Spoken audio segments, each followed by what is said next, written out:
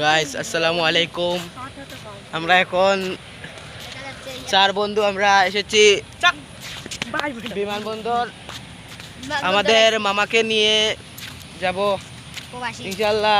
উনি ওই বিমানে আসবে, এখনই আধা ঘন্টার ভিতরে চলে আসবে। আমরা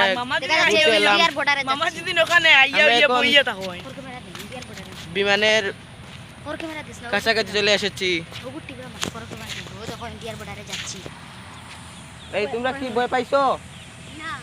তোমরা ভয় পাও কেন? চলে আমার সাথে চলো।